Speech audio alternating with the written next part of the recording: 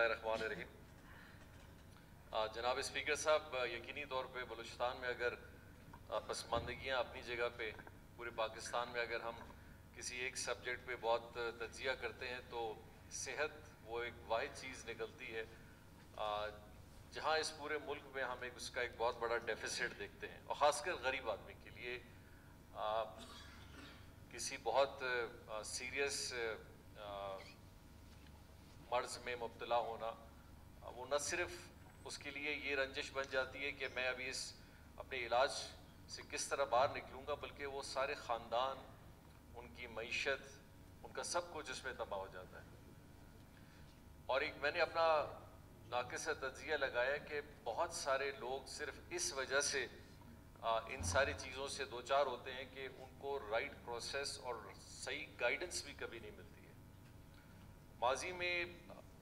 सूबाई हुकूमतों को, वज़राए आलाओं को बहुत सारी चीज़ों का इख्तियार एज डिस्क्रिशनरी पावर बहुत ज़्यादा होता था, जिसमें एक CM खुद स्कीम्स भी देते थे,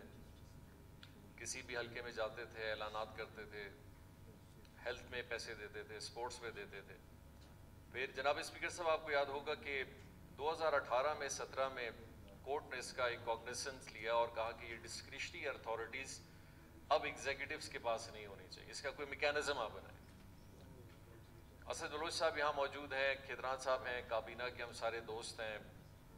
एक कॉन्सेप्ट क्लियर हुआ, एक कॉन्सेप्ट ने इनिशिएट लिया कि बलूचिस्तान में ज़्यादातर ये वो लोग हैं जो अमराज में मुब्तला होते हैं और इनके पास पैसे नहीं होते। मैं अपना एक्सपीरियंस आपको बताता हूँ कि तकरीबन कोई 3-4 साल पहले मेरे हल्के से एक शख्स को कैंसर हुआ था और उसने मुझे रिक्वेस्ट की कि जी आप हुकूमत बलूचिस्तान को रिक्वेस्ट करें मेरे लिए कि मुझे मदद की जाए। तो मैंने उसको कहा कि ठीक है, मैं हमारे MPA प्रिंस अली साहब यहाँ MPA होते थे कि उनके तवस्सुल से आप सूबाई हुकूमत से ज़रा रिक्वेस्ट करें। सूबाई हुकूमत के पास सिर्फ एक तरीक़ेकार ही था और दूसरा तरीक़ेकार नहीं था कि यहाँ पर डिस्क्रिशनरी पैसों से उसकी मदद की जाए। मैं किसी भी तनकीद नहीं करता, लेकिन मुझे बड़ा अफसोस हुआ कि उस ज़माने में वो एप्लीकेंट मेरे पास आया, उसने बड़ी अजीब सी बात मुझसे की कि जी मुझसे डिमांड किया जा रहा है जितने चाहिए उसका आधा हमें देना पड़ेगा। आपके अगर इलाज पे 80 लाख खर्च आता है तो ठीक है, हम आपको 1 करोड़ का बिल बना के दे देंगे, बाकी पैसे हमारे। अब वो एक शख्स कैंसर का मरीज, उसकी फैमिली है, उसने कहा मैं क्या करूं? मैंने उसको कहा, मैं आपको इस बात पे तो तलकीन नहीं कर सकता कि आप लेन देन का हिसाब किताब करें, लेकिन बड़ा अफसोस का मामला है। उसी चीज़ को जहन में रखते हुए हम बैठे और हमने कहा कि क्या इस सूबे में ऐसा सिस्टम बने कि हम कम से कम इन चीज़ों से तो कम से कम बाहर निकलें। फिर ये इंडाउमेंट फ़ंड का एक कॉन्सेप्ट आया, फिर ये इंडाउमेंट फ़ंड का ये कॉन्सेप्ट आया कि इस इंडाउमेंट फ़ंड को हम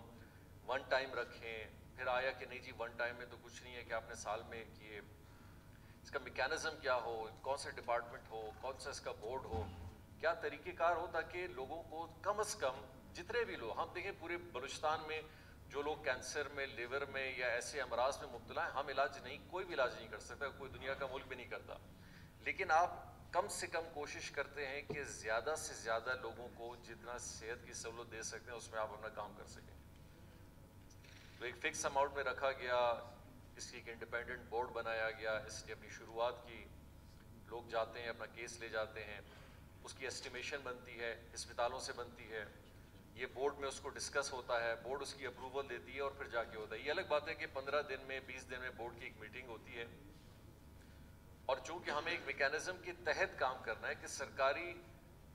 पैसे का 1 रुपया भी ज़ाया या बगैर किसी प्रोसेस के इस्तेमाल में और आप नहीं कर सकते, चाहे जितना जेन्युइन केस हो। हमें नज़र भी आ रहा होगा कि हम किसी एक शख्स के लिए, किसी काम के लिए कुछ कर सकें, लेकिन हम नहीं कर सकते कि जब तक कि हम सरकार का एक प्रोसेस पूरा नहीं करते। और फिर सरकारी मुलाजिम यकीनी तौर पे जो थोड़ा डर है वो थोड़ा और बढ़ जाता है कि जी अगर प्रोसेसेस पूरे नहीं हो। लेकिन हमने अपनी पूरी कोशिश की कि इस पूरे प्रोग्राम को सारे सिस्टम से करते हुए ऐसा आसान तरीका बनाएं कि जैसे अस्पतालों में पैसा चला जाए फिर उसका इलाज हो, बल्कि हमने इससे एक और स्टेप आगे की। हम ना सिर्फ इलाज कराते हैं, बल्कि असद साहब मेरे ख्याल इस पर आगे भी बताएंगे कि पोस्ट केयर भी हम कराते हैं कि किसी शख्स को अगर अब कैंसर हो गया, अब उसको इलाज हो रहा है, तो बाद में भी अगर उसको दवाइयों की ज़रूरत है तो ये प्रोग्राम उसको भी देखता है। और اور انشاءاللہ تعالی ہم ابھی ایک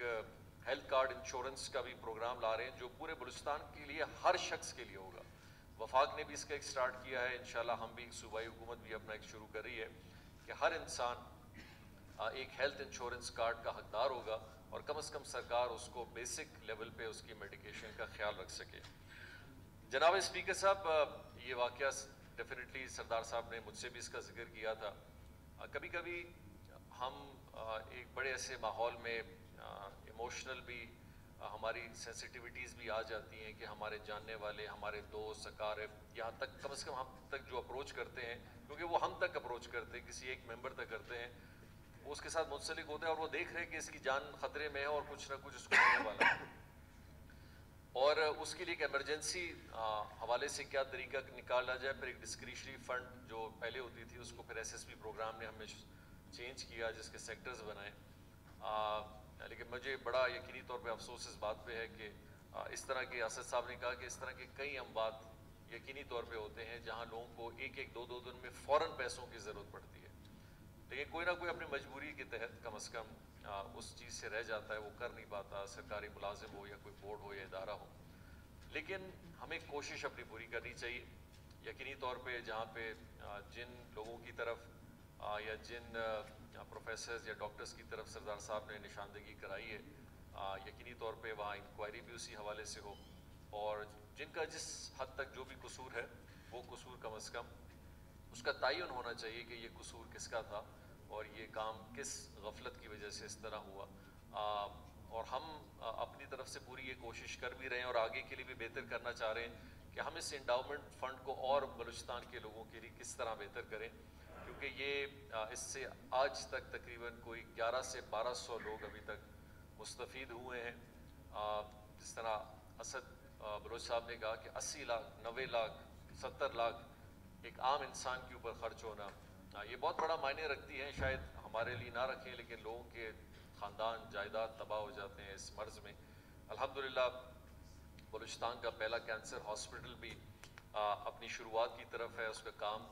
شروع ہو چکا ہے, اور ہمیں امید ہے کہ یہ کینسر ہاسپٹل انشاءاللہ آنے والے وقت کے ساتھ ساتھ بلوچستان کی جن امراض کے لیے ہمیں بلوچستان سے باہر لوگوں کو بھیجنا پڑتا ہے ہم ان کو ادھر ہی رکھیں گے. اسی کے ساتھ ساتھ اسی ہاسپٹل کے اندر انشاءاللہ ہم ایک چائلڈ کینسر کا سسٹم بھی لا رہے ہیں جو صرف بچوں سے منسلک ہوگا, جو انڈس ہاسپٹل اور حکومت بلوچستان انشاءاللہ مل کے اس کو کرے گی. صحت ہماری ڈیفینیٹلی پرائرٹی ہے, ہر آئے دن ہم اس پہ اپنی میٹنگز کرتے رہتے ہیں, لیکن میں اپنے تجزیے میں یہ دیکھتا ہوں کہ بلوچستان میں اگر کوئی ایک ڈپارٹمنٹ جو سب سے کمپلیکس ہو, جس کے اندر بڑی کمزوریاں ہوں اور جس کو اشد ضرورت ہے بہتری کی طرف اس کو دن بدن بہتر کرنے کے لیے, وہ ہیلتھ ڈپارٹمنٹ ہے. کیونکہ ہیلتھ ڈپارٹمنٹ کو ہم عام ڈپارٹمنٹ کی طرح تصور کرتے ہیں, ایک عام سیاسی انداز میں, گورنمنٹ کے انداز میں, یہ اس طرح ہم اس کو نہیں دیکھ سکتے. ہیلتھ ڈپارٹمنٹ وہ ایک وائڈ ڈپارٹمنٹ ہے جس کو آپ CNW کی طرح, اریگیشن کی طرح, PHE کی طرح یا کسی اور ڈپارٹمنٹ کی طرح نہیں دیکھ سکتے. ہمیں ایک بالکل ایک نئے طریقہ کار سے اس کو دیکھنا پڑے گا اور اس کے مسائل حل کرنے پڑیں گے, جو کہ ہم آہستہ آہستہ کسی حد تک کر بھی چکے ہیں, لیکن مزید بھی اس میں اور گنجائش ہے اس کو اور بہتر کرنے کی, جیسے جیسے وقت آگے بڑھے گا اور اس کی ضروریات ہو. تو انشاءاللہ تعالی ان ساری چیزوں کو مد نظر رکھتے ہوئے یہ پروگرام بہت اچھا ہے. اس پروگرام کے انڈاؤمنٹ فنڈ کو انشاءاللہ ہماری کوشش ہوگی کہ آنے والے بجٹ میں ہم اس کا جو فکس ڈپازٹ ہے اس کو انکریز کرائیں, تاکہ وہ جو سالانہ یا مہینے کے حساب سے جو ایک ٹرانچ آتی ہے اس کے اندر اضافہ ہو سکے, زیادہ سے زیادہ مریض اس میں ہم شامل کر سکیں جن کا علاج ہو سکے. اور ایمرجنسی بیسس پہ یقینی طور پہ ڈپارٹمنٹ کبھی کبھی اپنی ایمرجنسی بورڈ کی میٹنگ بھی بلاتی ہے, لیکن ہم کوشش کریں گے کہ کوئی اور ایسا میکانزم ہو جو قانون کے دائرہ کار میں ہوتے ہوئے فوراً انسٹنٹ ریلیف کس طرح دے سکتے ہیں. بہت بہت شکریہ جی. جی شکریہ جناب صاحب.